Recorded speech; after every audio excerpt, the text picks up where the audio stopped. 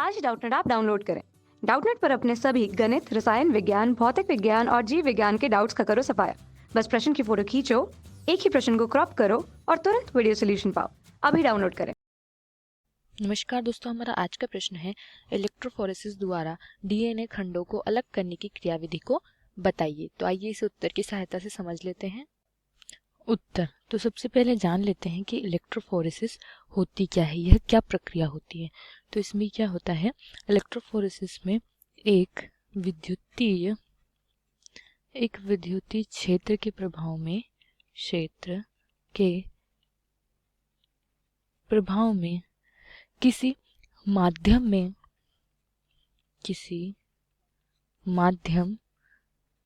में आवेशित कणों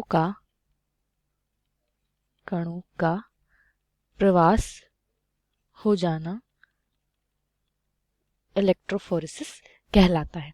तो इसे समझते हैं कि क्या है कि माध्यम के रूप में हम लेते हैं एग्रोस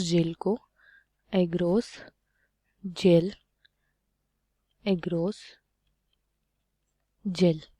इस जेल में क्या करते हैं कि जो हमारे कण होते हैं जिनका हमें पता करना है उन्हें रख दिया जाता है, फिर उस पर एक विद्युतीय क्षेत्र का प्रभाव उत्पन्न किया जाता है। तब उन कणों का माइग्रेट होना या प्रवास होना इलेक्ट्रोफोरेसिस कहा जाता है। तो आइए अब इसके बारे में कुछ और बातें जानते हैं। दोस्तों, यह एक सेपरेशन टेक्निक होती है। सेपरेशन टेक्निक क्या होती है? सेपरेशन का मतलब है किसी चीज को अलग करना। कुछ कणों के मिश्रण में से कुछ मुख्य कणों को अलग करना जो होता है वह होती है सेपरेशन टेक्निक। और ये इलेक्ट्रोफोरेसिस क्या है? एक सेपरेशन टेक्निक है। तो इसमें किस किस चीजों को अलग किया जाता है उनका उदाहरण देखते हैं। इसमें प्रोटीन, सीरम, डीएनए, आरएनए, अनुवांशिक पदार्थों को भी पता लगाया जाता है तथा अलग किया जाता है। तो आइए अब इसकी कार्यविधि को समझ लेते हैं। कार्यविधि तो क्या कार्यविधि है, इसे हम एक चित्र की सहायता से समझते हैं। तो देखिए दोस्तों, यह है इलेक्ट्रोफोरेसिस प्रक्रिया का चित्र। तो इसमें देखते हैं, सबसे पहले विद्युतीय प्रभाव लगाया जाता है। तो यह विद्युतीय प्रभाव के लिए यह है एनोड और यह है कैथोड, यानी इसमें विद्युत भेजा जाता है कैथोड। और यह जो है परख नलिका में आपको दिख रहे होंगे, ये सब होते हैं मिश्रण। किसका मिश्रण? डीएनए के अणुओं का। और यह सब अलग अलग आकार के अणु होते हैं, तो देखिए, और यह जो होता है माध्यम, जैसे हमने पढ़ा था एग्रोस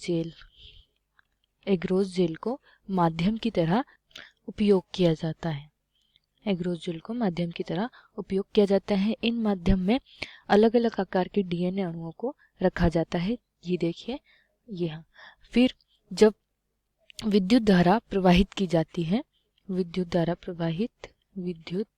धारा प्रवाहित होने के बाद क्या होता है कि जो अलग अलग आकार के अणु होते हैं डीएनए के, जो बड़े अणु होते हैं, बड़े आकार के अणु, वह शुरुआत में आ जाते हैं, पृथक हो जाते हैं, तथा जो छोटे आकार के अणु होते हैं वह भी पृथक हो जाते हैं। छोटे आकार के अणु और बड़े आकार के अणु दोनों का पृथक्करण हो जाता है इलेक्ट्रोफोरेसिस के द्वारा। तो यह है इलेक्ट्रोफोरेसिस की कार्यविधि। तो इसकी कार्यविधि को हम 3 चरणों में समझ सकते हैं। 3 चरणों में तो सबसे पहले विद्युतीय क्षेत्र का प्रभाव उत्पन्न किया जाता है। विद्युतीय क्षेत्र का प्रभाव उत्पन्न किया जाता है। उससे क्या होता है कि जो अणुओं का मिश्रण होता है, मिश्रण जो होता है अणुओं का, यह दूसरा चरण है। उसमें अणुओं के मिश्रण में पृथक्करण हो जाता है, पृथक्करण हो जाता है अणुओं के मिश्रण का। फिर तीसरा चरण जो है वह है क्वांटिफिकेशन, यानी कि मात्रा का पता करना।